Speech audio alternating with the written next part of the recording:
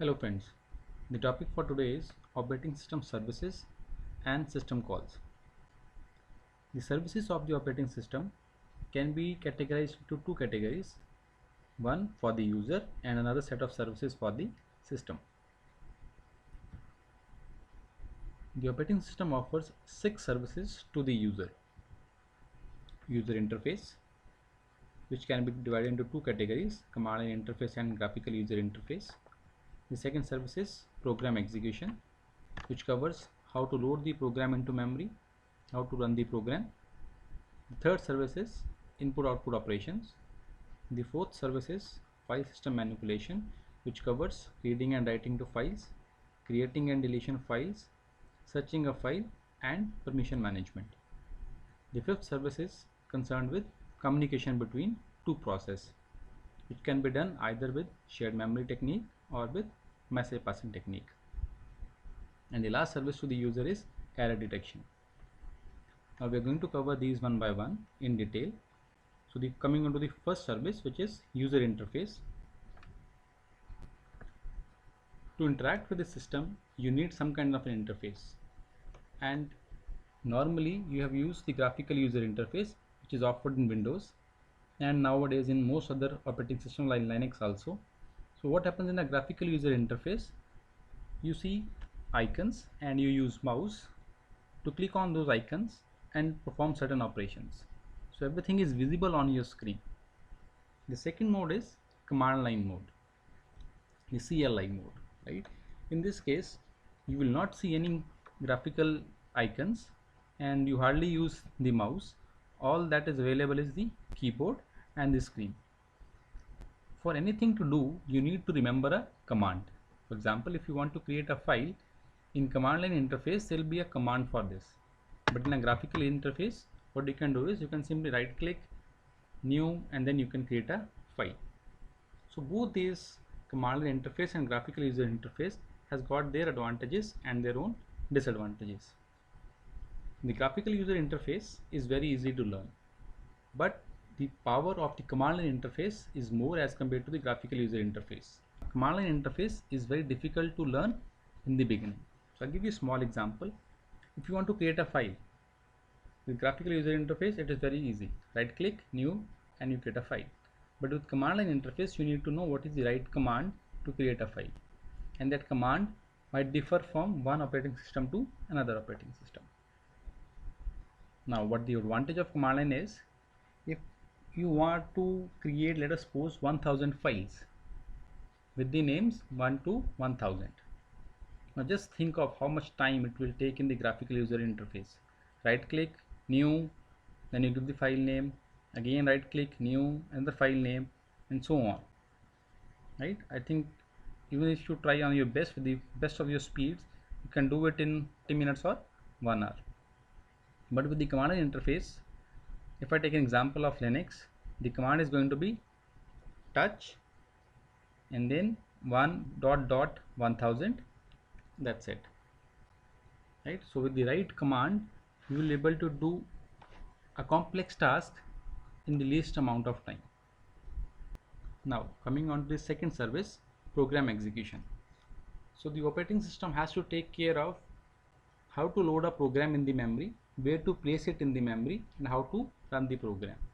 For the user, it simply has to be a double click. So whenever you want to run a program, let us suppose MS Word, what do? You simply double click on the icon of MS Word and it starts. But what happens behind, how that Microsoft Word is loaded into the RAM, how it runs, that is to be handled by the operating system. The third service is input-output operations.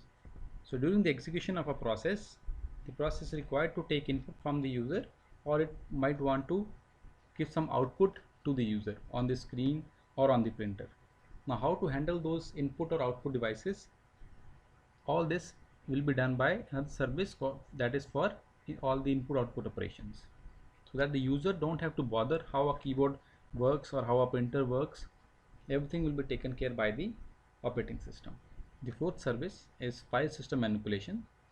So whenever you want to manipulate a file, manipulation means you want to read the file, you want to write into a file, you want to create a new file, search into a file, anything, we never bother whether we are allowed to do it or not, right?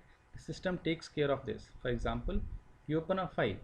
Now, have as a user, are you allowed to open that file? This will be taken care by the operating system. Are you allowed to write into that file? This will be taken care by the operating system. How to store that file? That file needs 10 MB space. Now to find that 10 MB space in the hard disk, that is the job of the operating system. The fifth service is communication. Sometimes two processes might want to communicate. They might want to send some message to one another. Now those processes might be on the same system. They might be running on different systems. So to send a message from one process to another process, the entire procedure has to be handled by the operating system. This communication can be done in two ways, either by using shared memory or by using message passing techniques. So this we are going to discuss in detail in another topic that will do on inter-process communication. The last service to the user is error detection. Whenever this operating system detects some error in the system, it should report it to the user so that the user can take an appropriate action on that. So error detection is a very important part, and certain times the OS might have the capability to automatically debug the program or debug that error that it has detected, right? So these are the 6 services that an operating system provides to the user. Now the second set of services is for the system. So the operating system provides 3 services to the system. First one is resource allocation, the second is accounting, and the third is protection and security. Now resource allocation, since the system has got a lot of resources, the primary job of the OS is that it should allocate those resources among all the processes. There might be different processes which are running at the same time, and they will be requesting for different resources. So the OS should manage those requests in such a manner that the request of every process is satisfied in minimum amount of time. The second service is accounting. Accounting means that the user should maintain track of all the users that are using the system. Let us suppose that as an admin you want to monitor who all are using the system at what point of time. Then the OS has a service to offer in which you as an admin can create different accounts, one for each user. Whenever the user logs in, whatever activity he does, the OS keeps on recording that in a log file, and then as admin you can just go through that log file and see who has done what in what amount of time. The last service offered to the system is protection and security. So protection means protecting the data from internal threats. Internal threats means protecting the data of one process from another process, or protecting the data of one user from another user. Security means protecting the data from external threats. Now, external threats can be what? Virus, worms, etc. So there are different techniques used by the OS for that. One of the very popular technique is using firewall, right? So these are the 3 services offered to the system. Now in order to access any of the services that we have just mentioned, you need to make use of something called as system call. System calls are routines written in C or C++ or in any assembly language, right? So in order to make use of the service, any service, you need to call the appropriate system call for that service. So this is a list of some system calls associated with the services that we have just mentioned. So the system calls are divided into Windows and for Unix. For example, if you want to create a process, then in Windows the corresponding system call will be create process, whereas in Unix the corresponding system call will be fork. Similarly, if you want to manipulate a file, the system call for Windows will be create file, whereas for Unix will be open. If you want to read the file, the system call will be either read file or read. So you can just go through this.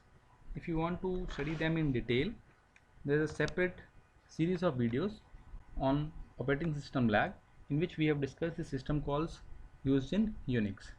So on the same channel DexTutor, you can find a list of lectures which are dedicated only to the lab part, in which we have covered all these system calls in detail. Now one last topic before we end up today's lecture is operating system structure. How these services are being handled in the operating system, how they are divided. So there are three structures.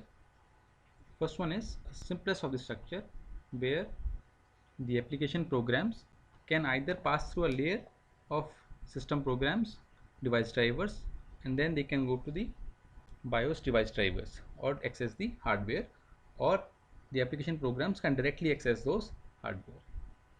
This is a very simple structure, but this has a drawback that the application program has a direct link to the hardware also. This means as a user you can write a program which can directly access the hardware, which should not be allowed.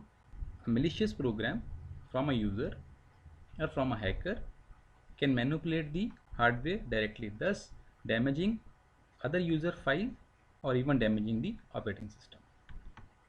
The second structure is a monolithic structure in which all the services are placed in a single function. This makes it very difficult, one, to code it, and second, to debug it also. So if there are problem in one of the service, all the other services will also be stopped, because everything comes in a single layer. So that's the drawback of monolithic structure. Mono means one, so everything is at one single place. And the last structure is a layered structure, in which the innermost layer is the hardware and the outermost layer is the user interface. In between there will be layer of all the services that the operating system has to offer. So what you do, you go layer by layer. First you configure the innermost layer, which is the hardware. Then you configure layer 1, then you configure layer 2, layer 3, and so on until you configure the outermost layer, which is the user interface. Now which layer will have which service, it's not defined. It depends upon a developer to developer and the need of that particular OS. You can even club multiple services into one layer. So that all depends upon what is the purpose of the operating system that you are going to develop. So the example of all these structures is given below. Simple MS-DOS. For monolithic, the example is Unix, and for layered, any Windows system is a layered architecture. So that's all for today's lecture. In the next lecture we are going to discuss about process and process states. The PPT link is here. You can download the PPT and go through it once again. So don't forget to subscribe. See you next time.